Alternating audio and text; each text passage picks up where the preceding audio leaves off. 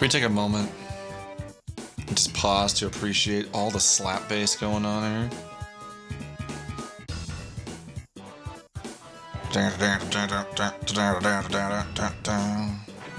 Oh, you can change. Oh, the difficulty's at the easiest. What the heck? I set it to medium. Did I not? I guess I didn't confirm it. I just realized that right now. I was looking at the difficulty or the options again here. Okay, we're playing on the easiest mode then. So never mind. All my cred just went out the window here. Let's tackle Indiana and all the crazy farmers out here again.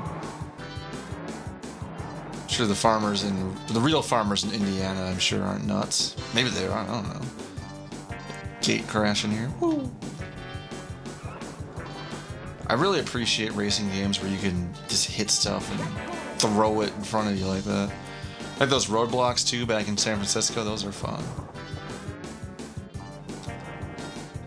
I don't know. So I was thinking, what if... So like I was saying earlier, that I used to buy games. The games that I always wanted were the ones that were super long, because I really enjoyed RPGs, and I liked getting games that were multiple discs long, you know, or Zelda where you had a lot of puzzles and stuff.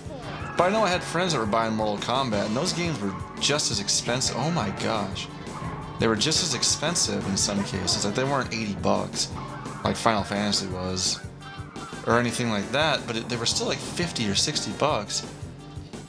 And I always kind of wondered, like, when you got a game like that, and I guess comment or ping me or whatever, like, when you got a game like that, that really easily could have been a rental to beat it almost, like, did you keep playing it? I mean, because obviously there are people who really like fighting games, like Smash Bros. Is that kind of way where, yeah, you're just doing the same fights over and over again, but there's a lot of replay to Smash for some reason.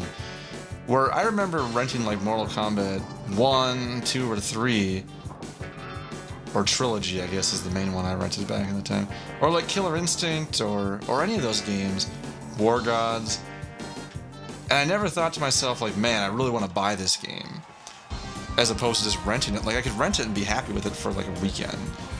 But I mean, I guess if you had like siblings that would play it with you, then it's kind of fun. But I don't know, I just never understood how anybody could ask for one of those games instead of a different game that would last you a long time. Racing games are kind of along that line. Like this one's short, right? I'm pretty much beating this game in like one sitting, at least the first playthrough.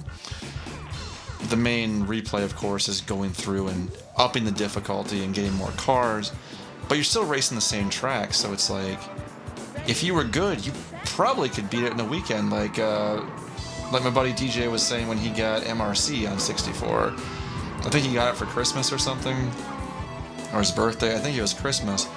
But he said he beat it in a night. So it's like, okay, well, as far as like, you know, getting your parents to buy you a game, you just used up your game card there. And I don't think he knew that it was going to be that short. And it was a fun game. And it was fun to go over and play at his house and whatever, you know, like any other game.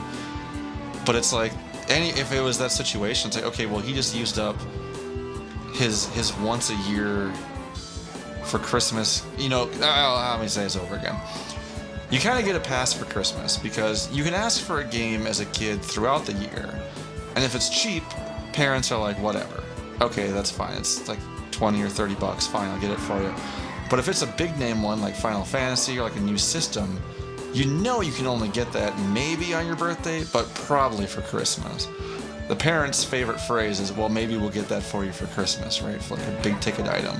So my point is, if you have a game like, let's say Killer Instinct, where possibly you can beat it in a weekend if you rented it, and you got that for Christmas, you know, what if you got that and then you beat it over like Christmas break, and it's like, okay, well, I gotta wait a year for another big ticket expensive game. Like, that would kind of suck, you know? So I never understood how people could ask for one of those games as opposed to Zelda or Final Fantasy or something that took longer. And I'm not knocking it, because everybody's got their own preference for games, but from my side of things, like, I wanted something that was going to last me another year.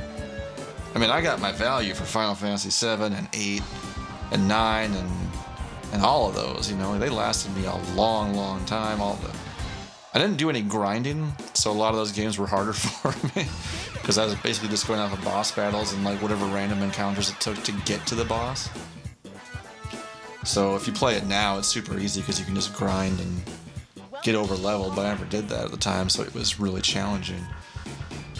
But yeah, I don't know. That's a question for anybody that wants to comment. There's no judgment. I'm not knocking it. I'm just wondering in general, like asking for Mortal Kombat or something. Like, how often did you play it after that initial first week?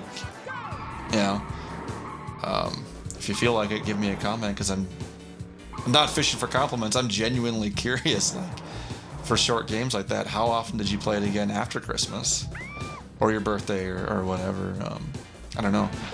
Because that's why I didn't buy this game until way later, because it's like I knew that I just want to rent it and whatever, and then I was glad that these games ended up being really cheap when you want to buy them used, so that was kind of cool. But man, on the flip side of that, if you get a game like Donkey Kong 64, I mean, you're going to be playing that for like 3 years. I think it's got the most collectibles of any game, you know? So you get a game like that, you get your money's worth for sure. Yeah. Those games are cool. I like these games too. I like this kind of stuff, and I think maybe it's because I was just so used to renting games at the time, which I liked, and now nobody rents games, really, because you can just buy them on Steam or download them. Maybe it's because you have to download them. I don't know. It's not as easy to go rent games anymore, I don't think, either, because you have to install them. You can't just be like, alright, we got this cartridge, let's plug it in and play. The Switch you kind of can. A lot of the installations that go on Switch are just some quick updates, so they're not too bad. Or Game Boy, I guess, too. Speaking of that, I'm wondering if they're going to make a new Game Boy or not. I would assume they're going to, but they just retired the 3DS this year, actually. I think it was around the summer, so now that the Switch is handheld, I wonder if they're going to still have another Game Boy or not. I feel like they're going to, because they can do something that's really portable, maybe not quite as much. Well, I don't know. A 3DS was still like $200 or something, wasn't it? Or $150? It wasn't cheap. It was a solid system. I love the 3DS. But now that the Switch is portable and it's got 720 for graphics and all that, like, was that it? Was that Washington? Oh, it was Washington. Okay, we just beat the game. There you go, folks.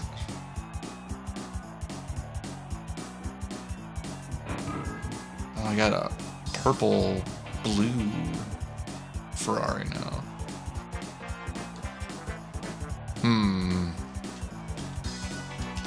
We can try doing that difficulty. I don't know. We can see. I've been playing for, what, not even an hour. Probably give it a go. Problem is, I don't want to commit to this and then not be able to do it. So, yeah. So anyway, that's Cruis'n USA. The majority of it, anyway.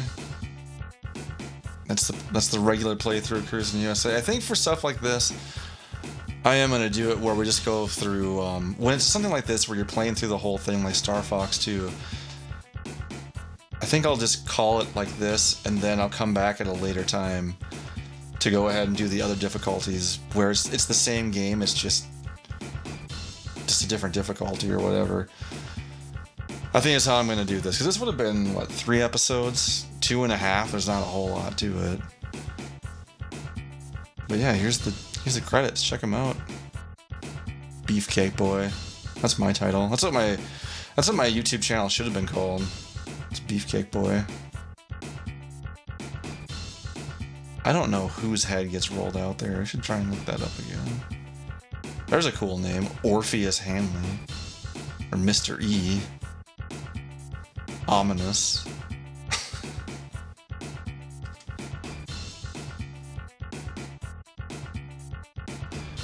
Yeah, wow, I had no idea that we were even on the last track. I thought that was... Oh, Ken Lobb. You might know him from Rare.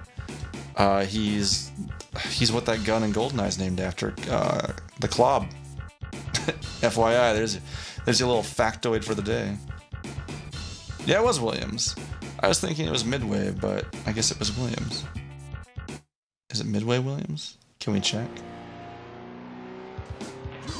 I don't know. Let's go look at our car.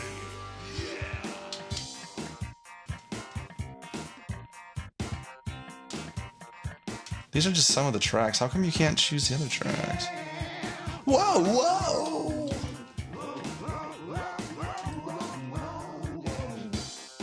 Love the music. It's great. Yeah, those are definitely experts.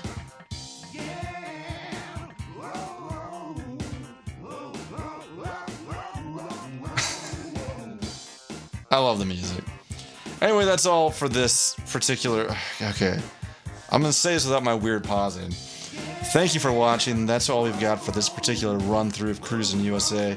Really appreciate if you stuck around for the whole thing. Definitely appreciate you watching.